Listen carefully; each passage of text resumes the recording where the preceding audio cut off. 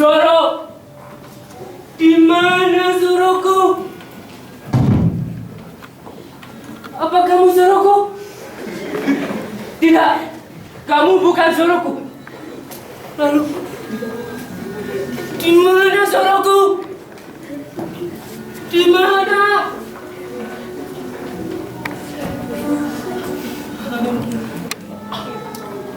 Zoro!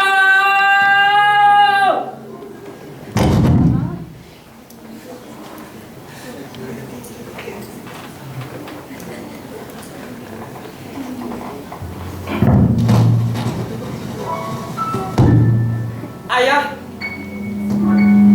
ibu, itu ayah.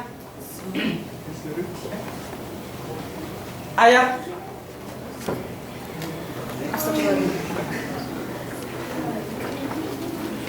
Kamu sudah besar, nak. Ya, ayah. Mari, ikut ayah.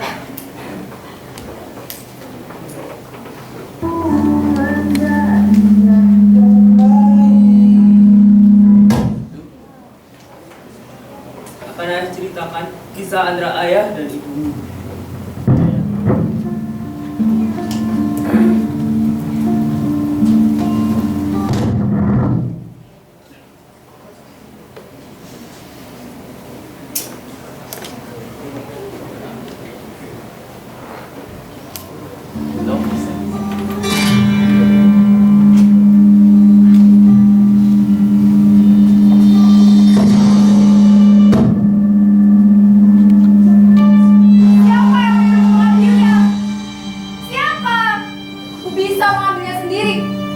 Marlena, ini buku Marlena. Buku? Buku apa ini? Tak usah. Tapi Marlena,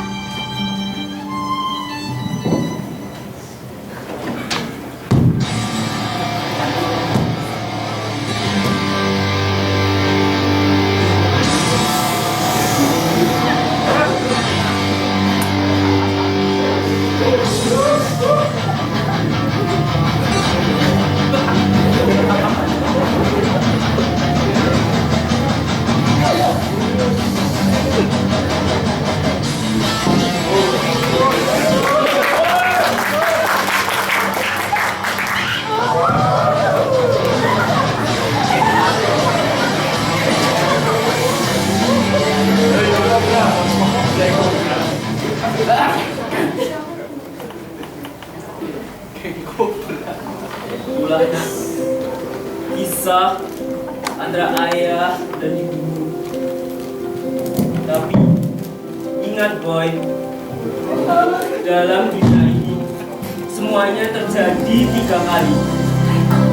Yang pertama, aku mencintai ibumu. Yang kedua, aku mencintai ibumu. Dan ketiga, aku mencintai ibumu.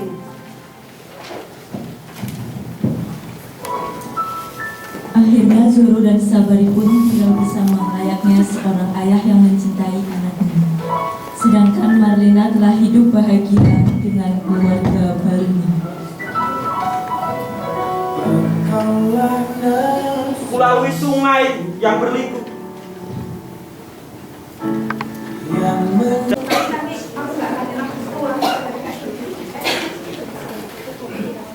Ya, kemudian itu cinta seorang ayah terhadap anak dan sebaliknya.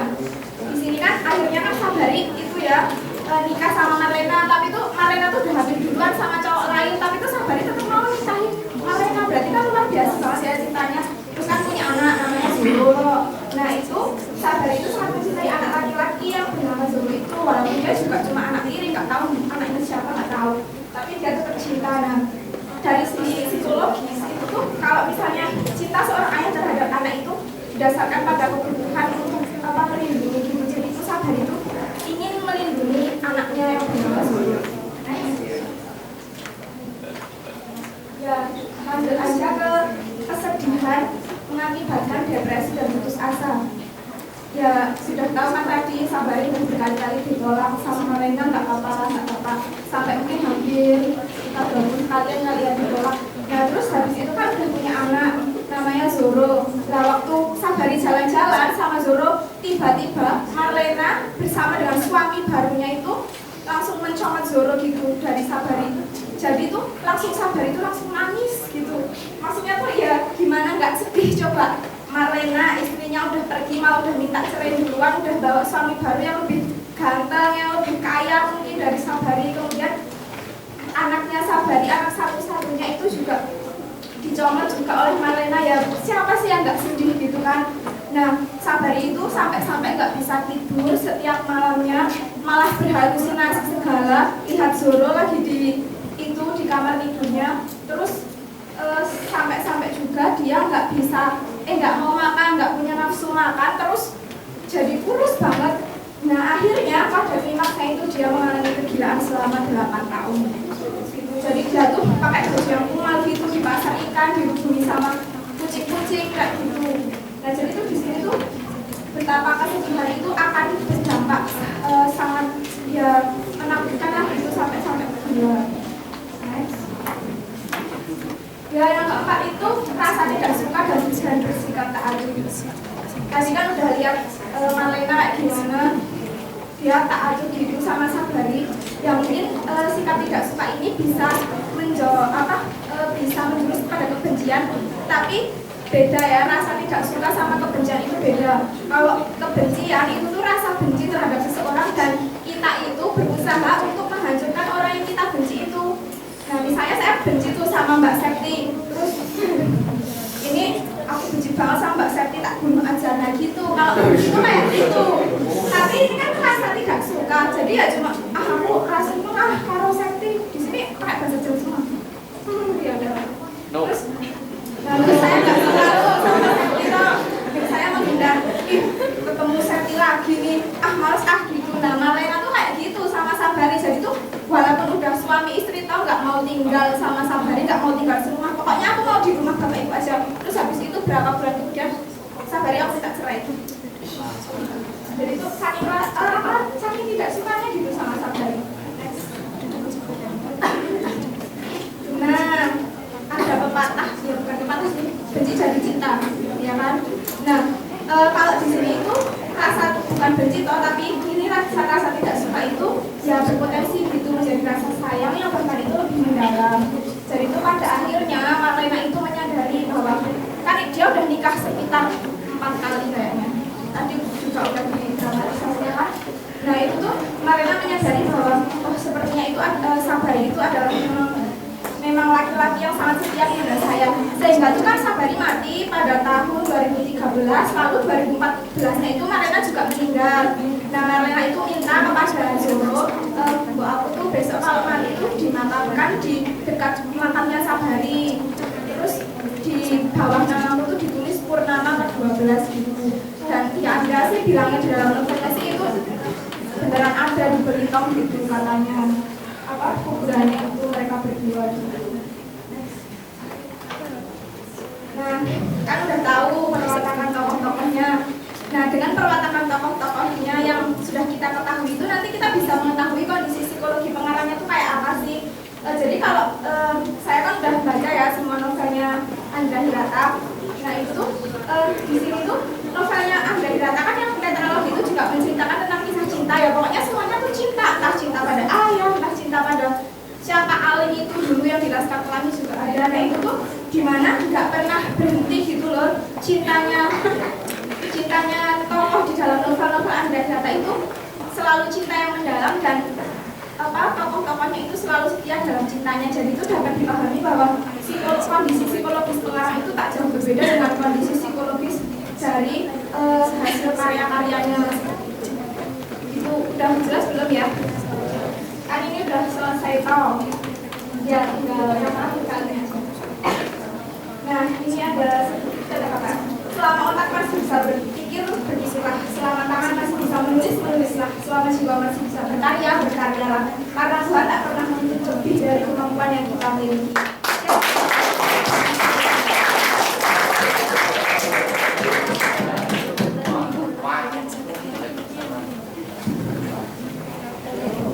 Ya, beri tepuk tangan yang meriah sekali lagi untuk Mbak Ratri.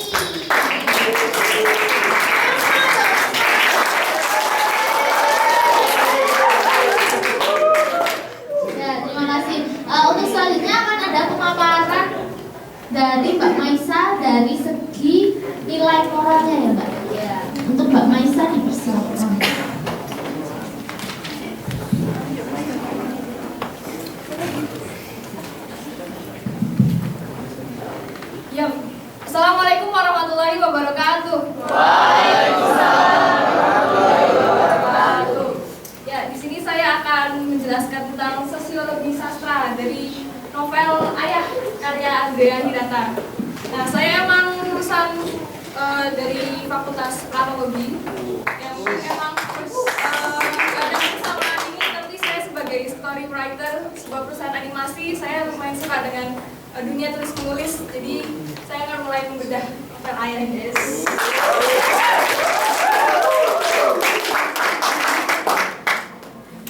Ya, pertama-tama kita ketahui dulu ya teori tentang sosiologi sastra. Nah, karena kalian di sini anak-anak bahasa, mungkin nggak terlalu asing ya sama sosiologi sastra ya. Tapi akan saya jelaskan sedikit teorinya. Menurut Kamus Besar Bahasa Indonesia, sosiologi sastra merupakan pengetahuan tentang sifat dan perkembangan masyarakat dari atau mengenai sastra karya para kritikus dan sejarawan yang terutama mengungkapkan pengarang yang dipengaruhi oleh status lapisan masyarakat tempat dia berasal, ideologi politik dan sosialnya, kondisi ekonomi serta halayak yang ditujunya. Ya, mumet ya. Oke, gini aja deh, garis aja ya. Jadi sosiologi sastra itu seperti mendekatkan sastra kepada sosiologi. Itu secara gampangnya. Jadi itu kayak kamu tuh mendekatkan sastra pada nilai-nilai yang ada pada lingkungan sosial, yang ada pada masyarakat, dan itu bisa dikaitkan dengan kehidupan sehari-hari kita. Gitu ya. Oke, next. Nah, ini ada klasifikasi sosiologi sastra. Di sini ada 3. Yang pertama sosiologi pengarang. Jadi ini menyangkut masalah pengarang. Jadi itu pengaruh pengarang pada karya sastra tersebut. Jadi misalkan status sosial, ideologi sosial pengarang atau ketertiban pengarang di luar karya sastra itu bisa mempengaruhi karya yang dia buat. Ini bisa diambil contohnya dari novel Ayah, misalnya tempat kelahiran Andrea Hirata itu di Blitung. Sementara atau tempat dari novel Ayah itu sendiri itu juga di Blitung gitu. Jadi tempat dari pengarangnya itu bisa mempengaruhi karya sastra yang dia buat. Nah, yang kedua itu ada sosiologi karya sastra. Jadi ini menyangkut tentang apa yang ingin disampaikan dari karya sastra tersebut. Apa nilai yang terdapat pada karya sastra tersebut? Nah, salah satu contohnya dalam sosiologi karya sastra adalah nilai moral yang akan kita kaji pada seminar ini. Yang terakhir ada sosiologi pembaca, yaitu pengaruh karya tersebut pada pembaca. Jadi apakah karya tersebut dapat mempengaruhi kehidupan pembacanya dan ya gitu.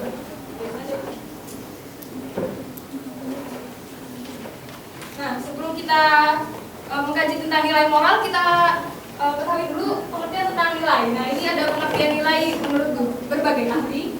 Nah, yang pertama ada pengertian nilai menurut Zahiri, adalah harga, makna, isi dan pesan, semangat atau jiwa yang tersurat dan tersirat dalam fakta, konsep dan teori sehingga bermakna secara fungsional. Dan sedangkan menurut dictionary dalam Winata Putra, nilai adalah harga atau kualitas sesuatu. Jadi sesuatu itu bernilai apabila dia memiliki harga atau standar tertentu. Kemudian pengertian moral. Di sini pengertian moral menurut para ahli, yang pertama menurut Suseno adalah ukuran baik buruknya seseorang, baik sebagai pribadi maupun sebagai warga masyarakat dan warga negara. Sedangkan menurut Costa dan Whelan, moral adalah prinsip baik buruk yang ada dan melekat dalam diri seseorang atau individu. Jadi moral itu menyangkut soal baik buruknya seseorang gitu. Apakah orang itu memiliki moral yang baik atau moral yang buruk? Nah, sekarang kita mulai menelaah novel Ayah dengan pendekatan nilai moral, yaitu ada 2 nilai moral baik dan moral yang buruk. Nah, yang pertama ini ada moral baik. Yang pertama yaitu kasih sayang. Nah, karena kalian di sini belum pernah ada yang baca novelnya, saya mungkin akan sedikit bercerita tentang novel ini. Jadi nilai kasih sayang itu dapat dilihat dari tokoh Sabari kepada Marlena, cinta pertamanya. Jadi sudah dijelaskan oleh Mbak Ratri bagaimana Sabari itu sangat mencintai Marlena hingga bertahun-tahun sampai akhir hayatnya dia tetap mencintai Marlena meskipun Marlena itu tidak suka terhadap Sabari. Terus yang kedua, kita bisa lihat nilai kasih sayang dari Sabari terhadap anak tirinya, Zoro. Yang meskipun Zoro itu nggak jelas dia anaknya siapa, tapi Sabari itu tetap menyayangi Zoro karena dia tuh merasa dia punya ikatan sendiri terhadap Sabari itu merasa dia punya ikatan sendiri terhadap Zoro. Nah, yang ketiga itu ada kasih sayang Zoro terhadap Marlena. Jadi di novel ini diceritakan Marlena itu sakit-sakitan. Nah, Zoro itu berusaha dia mengambil kerja sambilan meskipun Zoro ini umurnya masih SD. Pokoknya masih SD, masih kecil gitu, dia nyari kerja sambilan dan berusaha biar dia bisa dapat uang buat mengobati Marlena yang sakit-sakitan. Terus yang terakhir ada kasih sayang Zoro terhadap Amirza. Jadi Amirza itu adalah ayah tirinya Zoro. Jadi itu setelah Marlena menikah dengan Sabari, mereka bercerai. Kemudian Marlena tuh menikah dengan Amirza. Nah, meskipun Amirza itu adalah ayah tirinya Zoro, tapi Zoro sangat menyayangi ayahnya, seperti dia menyayangi ayah kandungnya sendiri. Nah, yang kedua tuh ada kesetiaan. Yang pertama adalah nilai kesetiaan Sabari terhadap Marlena. Sudah dijelaskan bagaimana Sabari itu menyayangi Marlena hingga akhir hayatnya. Sampai akhirnya dia tuh berkorban segala hal agar dia tuh bisa menarik perhatiannya Marlena. Dan kemudian ada kesetiaan beberapa sahabatnya Sabari, yaitu Ukun, Tamat, dan Toharu yang selalu membantu Sabari dimanapun dan kapanpun itu. Nah, yang ketiga ada nilai kesabaran. Seperti yang kita tahu, nama Sabari dia juga memiliki sifat yang sabar. Sabar. Nah, kesabaran Sabari saat ditolak oleh Marlena. Tadi kan ibaratnya udah bilang mungkin Marlena tuh udah nolak Sabari udah 20 kali apa berapa kali gitu. Tadi kan di dramatisasi udah dilihat dia ditolak sama Marlena sekejam itu, tapi Sabari itu tetap sabar. Dia nggak membalas atau dendam atau apapun itu, atau mencoba membunuh ataupun benci. Dia tetap mencintai Marlena. Terus yang kedua itu adalah kesabaran Zoro menjalani masa kecil yang pahit. Jadi Zoro itu dia sering pindah tempat gara-gara ibunya tuh nikah cerai gitu. Jadinya dia punya masalah yang tidak menyenangkan. Terus yang keempat ada nilai kerja keras, yaitu perjuangan Sabari untuk mendapatkan perhatian Marlena. Kalau misalnya waktu mereka SMA, kalau misalnya Marlena itu bilang dia suka orang yang bisa main kasti, nah nanti tiba-tiba Sabari bisa main kasti. Terus kalau misalnya Marlena bilang dia suka tulisan yang indah, nanti Sabari tiba-tiba jadi ahli kaligrafi. Nah, ya, terus perjuangan Sabari untuk menjadi juara dalam lomba lari jarak jauh untuk mempersembahkan piala kejuaraan terhadap pada Zoro. Jadi di akhir cerita itu Sabari itu ikut lomba lari jarak jauh, terus dia tuh punya niat untuk mempersembahkan piala kejuaraannya kepada Zoro. Dan meskipun dia tidak memenangkannya, tapi dia tetap berusaha keras untuk menyelesaikan lomba lari jarak jauh ini. Nah, kemudian di sini ada kenal dulu. Yang pertama itu ada curang, yaitu kebiasaan Marlena mencontek selama SMA. Dan mungkin di sini ada yang pengalaman. Bapak saya jawab. Jadi ceritanya di buku ini Marlena itu merupakan pencontek kelas kakap, pencontek profesional. Bahkan dia tuh sebelum masuk SMA tuh ujian masuk itu dia mencontek. Nah, yang kedua tuh ada moral buruk, yaitu bohong. Nah, ini dilakukan oleh sahabat-sahabari sendiri, yaitu Ukun dan Tamat membohongi Sabari dengan menulis surat bohongan untuk Sabari. Jadi ini, Sabari itu waktu SMA dia sering nulis puisi buat Marlena. Puisinya tuh ditempel di margin. Nah, terus beberapa hari kemudian Sabari itu mendapatkan balasan puisinya. Dia ngira itu tuh balasannya dari Marlena, padahal balasannya itu dibuat dari Ukun dan Tamat sendiri. Jadi ceritanya temennya ini kasihan sama sahabatnya gara-gara ditolak cewek terus gitu daripada nggak dibales. Ya udah akhirnya mereka membohongi sahabatnya sendiri. Tapi ini tetap moral lebih ya. Nah, ketiga ada ketidaksetiaan. Mungkin bisa dikaitkan juga dengan khianat, yaitu Marlena yang suka menjalin hubungan dengan banyak lelaki dan meninggalkan Sabari setelah menikah. Jadi setelah Sabari bercerai dengan Marlena pun, Marlena sering berhubungan dengan banyak lelaki. Padahal sebetulnya Sabari itu sangat setia kepada Marlena, tapi Marlena itu tidak dapat menghargai kesetiaan dari Sabari.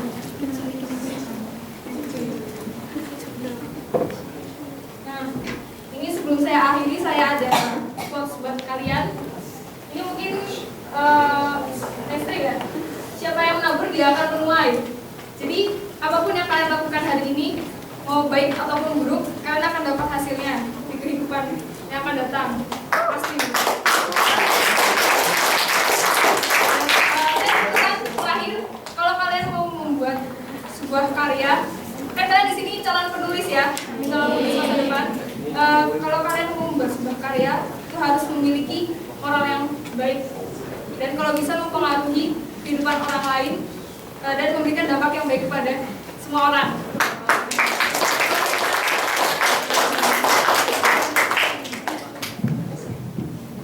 Ya, beri tepuk tangan sekali lagi untuk Mbak. Ya, jadi kalau kita itu harus memiliki moral yang baik ya. Masuk salah satunya itu setia. Nah, ini buat cowok ya. Terus sabar juga. Lalu kita akan menuju ke sesi selanjutnya, yaitu sesi tanya jawab. Pasti sudah ditunggu-tunggu ya sama teman-teman. Jadi untuk satu narasumber kita pada pagi hari ini ada kuota 1 penanya. Nah, jadi untuk Mbak Maisa 1 dan untuk Mbak Ratri 1. Nah, prosedurnya adalah yang penanya bisa mengangkat tangan kemudian menyebutkan identitas terlebih dahulu. Baiklah, bagi yang ingin bertanya dipersilakan ya. Ya, silakan. Assalamualaikum warahmatullahi wabarakatuh. Waalaikumsalam. Nama saya Tina Jumolvi, saya dari kelas 11 IPB. Saya ingin bertanya kepada Mbak Ratri. Tadi dijelaskan dalam sebuah poin mengatakan bahwa buku mempengaruhi pembacanya. Lalu yang saya tanyakan di sini ada sebuah kasus. Mungkin di bagian negara, di suatu negara ada kasus yang dipengaruhi oleh buku yang mempengaruhi pembacanya, yaitu DID atau Dissociative Identity Disorder. Jadi DID itu mempengaruhi pembaca. DID itu seperti dia tuh disorder tentang identity dia. Jadi dia membuat identitas baru berdasarkan apa yang dibaca oleh dia. Seperti itu. Yang saya tanyakan adalah bagaimana jika dia mengubah identitinya menjadi orang yang buruk. Kalau baik sih tidak dipermasalahkan, tapi bagaimana jika itu berubah menjadi orang yang lebih buruk berdasarkan mungkin buku yang dia baca atau seperti apa. Soalnya ini sudah pernah ada kasus di salah satu negara di dunia ini. Jadi pertanyaannya adalah bagaimana cara untuk menanggulangi pembaca seperti tindakan preventif gitu. Jadi bagaimana pendapat Anda untuk melakukan tindakan preventif terhadap pembacaan tersebut? Terima kasih.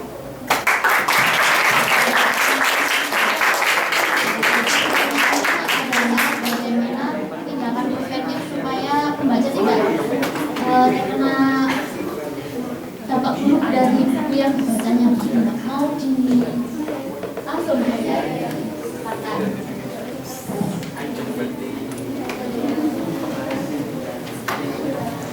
Ya, tadi pertanyaan dari Mbak Intan ya. Jadi kalau pendapat saya sendiri ya, kan itu buku kan berarti kan diterbitkan oleh suatu media, terus ditulis oleh suatu pengarang oleh seseorang itu sudah terlihat bahwa dampak buruknya itu udah ada gitu. Nah, disinilah bagaimana suatu karya sastra itu mempengaruhi kondisi psikologis kitanya juga gitu ya. Jadi itu menurut saya tindakan preventif yang harus dilakukan itu dengan para pakar ahli sastra itu harusnya itu membaca buku itu dulu. Jadi itu seorang pengarang yang kemudian meminta pendapat dari para sastrawan-sastrawan di sana yang juga ahli untuk diketahui bagaimana isinya, untuk ditelaah dan untuk dikaji apakah nanti dampak baiknya lebih banyak atau dampak buruknya lebih banyak. Nah, jadi jika memang ini tidak lulus sensor atau tidak lulus apa kriteria yang harusnya ada di dalam buku karya sastra, itu berarti karya itu tidak boleh diterbitkan, bisa dikembalikan atau bisa direvisi ulang gitu. Kalau misalnya udah baik ya udah. Tapi itu kan dari segi pengelolaannya di sana ya. Kalau dari segi kitanya sendiri, makanya itu kita harus pintar-pintar mengolah kondisi kejiwaan kita. Jadi jangan sampai kita itu mengikuti apa yang ada di dalam novel itu. Kalau baik sih nggak masalah, seperti Mbak Maisa tadi telah katakan, tapi kalau buruk ya itu akan berdampak besar. Gimana? Semoga belum puas, nanti bisa dari sumber lainnya.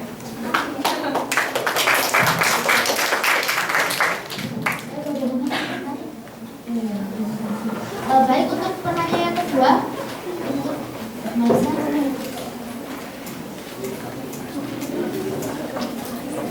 Sepertinya ini wajah-wajah yang sangat penasaran dan sangat ingin bertanya.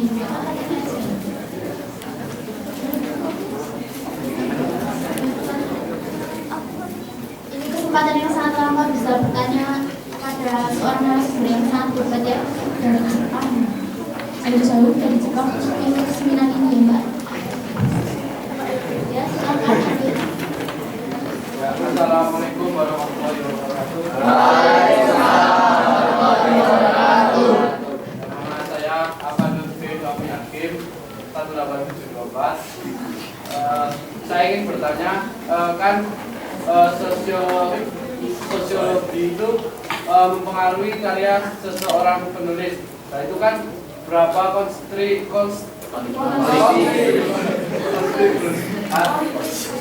kontribusinya. Nah, kan padahal kan sebuah tulisan itu bisa diangkat dari sebuah ide dan sebuah kreativitas seorang penulisnya sendiri.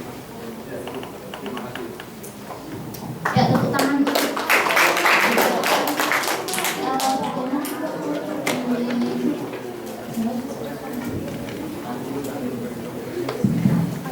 Ya, jadi ini maaf ya, ini pertanyaannya apa ya? Jadi berapa Seberapa dampaknya dari kontribusinya sosiologinya itu ya? Padahal kan sebuah karya itu bisa diangkat dari sebuah ide yang kreatif dari penulisnya.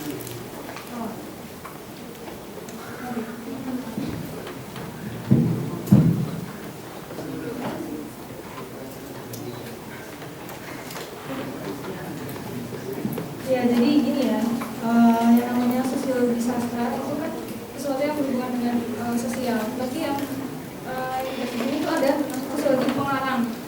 Jadi pengarang itu latar belakangnya dari mana gitu? Siapa tahu aja dia dari latar belakang si pengarang itu dia dapat ide, terus idenya tuh dia salurkan lewat tulisan. Dan tulisannya itu bisa mempengaruhi banyak orang. Itu kan bisa jadi ya.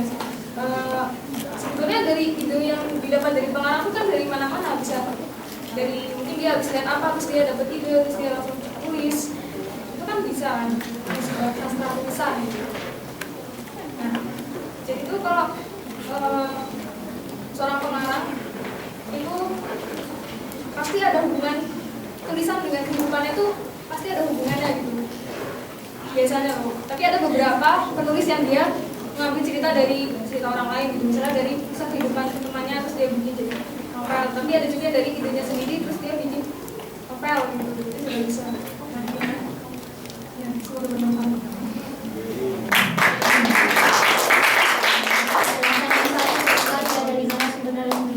Oh ya, kita punya kabar baik nih. Bagi penanya yang tadi sudah mengangkat tangan, boleh maju ke depan untuk mendapatkan hadiah. Ada kulkas dan juga TV. Silakan nanti maju ke depan.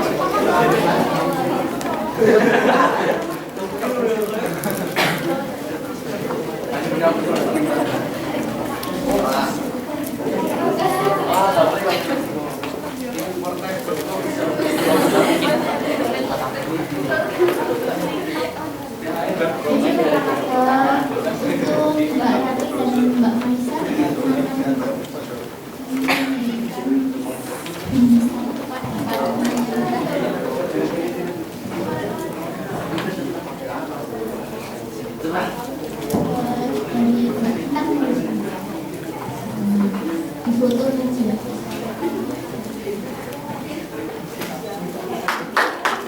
Tepuk tangannya dong. Agak ketemu saya.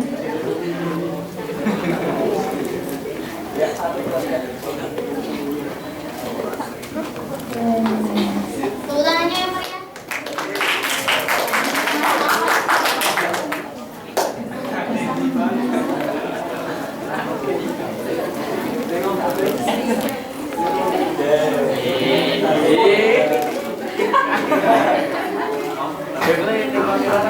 Ya.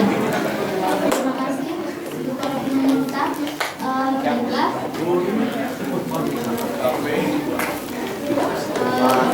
Presentasi dari paparan para ahli kita pada pagi hari ini tentang novel Ayah karya Andrea Hirata. Dari segi psikologi sastra, dalam novel karya Andrea Hirata yang berjudul Ayah, ditemukan gairah cinta dan keinginan untuk hidup bersama, cinta seorang ayah terhadap anak dan sebaliknya, kesedihan mengakibatkan depresi dan putus asa, dan yang terakhir, rasa tidak suka dan bersikap ta'ajub. Untuk dari segi sosiologi, ditemukan nilai moral baik dan nilai moral buruk. Nilai moral baik antara lain kasih sayang, kesetiaan, kesabaran, dan kerja keras. Nilai moral buruk antara lain curang, bohong, dan khianat. Dan ini terdapat sebuah kutipan dari kami. Cinta diwujudkan dalam kasih sayang dengan kerja keras dan kesabaran dengan dilandasi kesetiaan.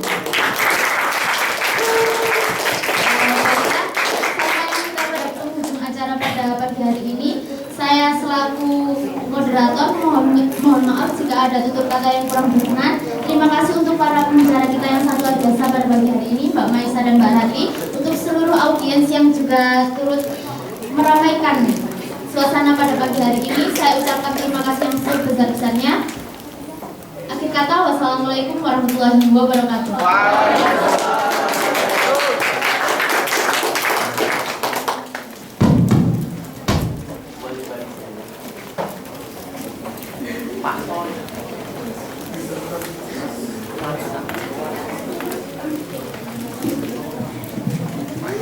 Ya, sekali lagi tepuk tangan untuk kelompok 2.